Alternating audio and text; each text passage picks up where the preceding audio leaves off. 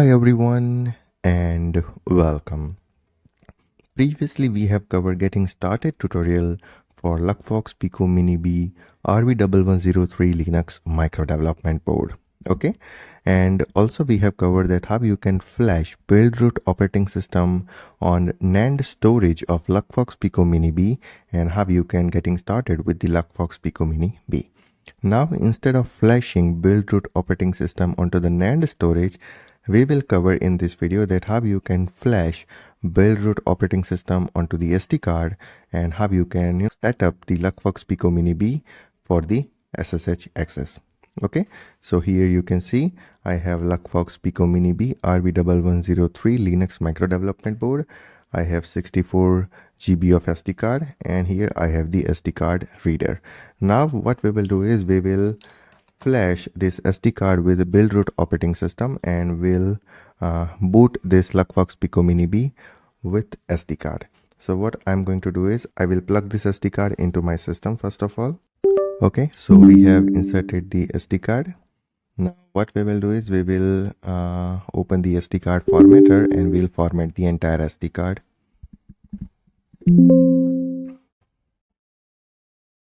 Okay, you can see 58.24 GB and quick format, yes. Okay, so we have successfully formatted the SD card. Okay, and here you can see entire SD card is empty. Now we want to flash Buildroot operating system onto the SD card, okay, to boot Luckfox Pico Mini B. So here you have to use the SoC Toolkit software. Okay, so first of all, remove your SD card from your system, open the SoC Toolkit. Okay, so here is the SoC Toolkit software.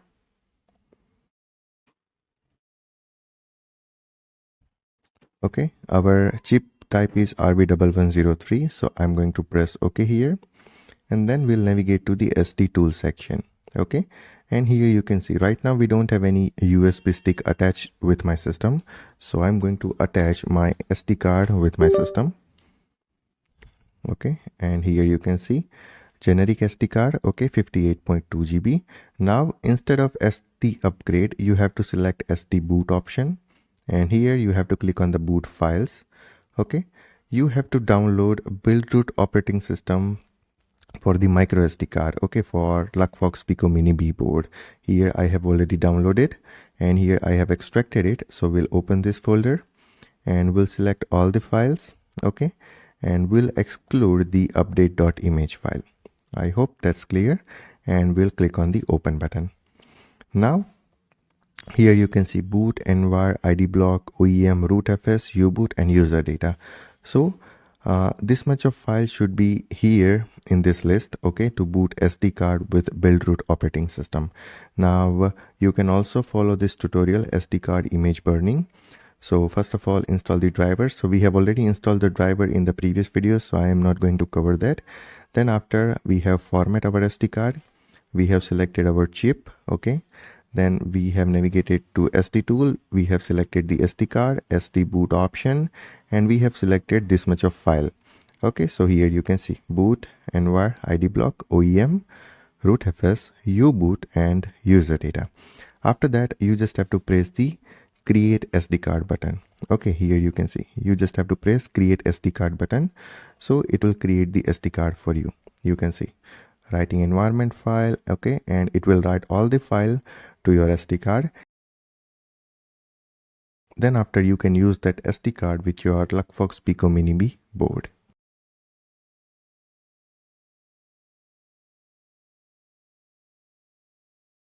Okay, here you can see create SD card. Okay, so we have successfully flashed the SD card for Luckfox Pico Mini B with Buildroot operating system. Now you can close it. Okay, I can remove the SD card. Okay, so right click and eject USB storage. Okay, that's fine. Now we can plug that SD card into our Luckfox Pico Mini B board. So here is our SD card with Buildroot operating system, and you can plug the SD card on the back side of Luckfox Pico Mini B board. Okay, so here you can see I have plugged the SD card on the back side of Luckfox Pico Mini B. Now we can plug this board to our system. Okay, so here is the USB cable. Okay, so we have plugged this board into our system. Now we will open the view network connection. And here we have to wait for a remote NDIS-based internet sharing device. Here you can see this LED is blinking, so it means that OS is getting booted. Okay, so OS is successfully booted, and here you can see remote NDIS-based internet sharing device. So it means that our board is up and running fine. Okay, now if you have Flash, the Buildroot operating system, okay, then the default IP address of your board is this one for USB interface 172.32.0.93. So you can copy this IP address, you can open the command prompt, and you can try to ping that IP address. And here you can see we are not getting any ping, okay, because we are not in the network of our Luckfox Pico Mini B. So you have to open the view network connection. You have to right click on this remote NDIS-based internet sharing device, and you have to go to the properties. Then after, you have to go to the Internet Protocol version 4, and here you have to use some different IP address, or you can say custom IP address, okay, which is 172.32.0. any number. Okay, so here you can provide any number. Okay, so I'm going to provide 23, and then I'll press OK. I'll press OK here, and that's it. Now we can try to ping. Okay, here you can see we are getting successful ping. Okay, so our device is up and running, and we can able to ping the device. Now we'll clear the screen, and then we will use this SSH command to log in to the terminal of our Luckfox Pico Mini B board. Okay, so here is the command SSH root @172.32.0.93, and you have to type yes here, and then you have to provide the password to log into the SSH terminal of your Luckfox Pico Mini B, and the password is Luckfox, so Luckfox. And here you can see we are inside the terminal of Luckfox Pico Mini B. Now ls cpu. Okay, it's a Buildroot operating system, so some of the commands are different here. So free. Okay, so this is the free memory. Okay, then I can run the df command. Here you can see we have only used 2% of our SD card storage. Okay, and our operating system is flash onto the SD card, and we have 64 GB of SD card. Okay, so this is how you can flash Buildroot operating system onto the SD card for your Luckfox Pico Mini B RB1103 Linux micro development board. And then after, you can connect your board with your system using USB to USB-C cable. Once your Luckfox Pico Mini B is booted successfully, you will see this Ethernet option, okay, in your network connection. And here it is mentioned that a remote NDIS-based internet sharing device. You just have to go to the properties. You have to click on the IPv4, okay, and you have to provide the IP address in the range 172.32.0.23.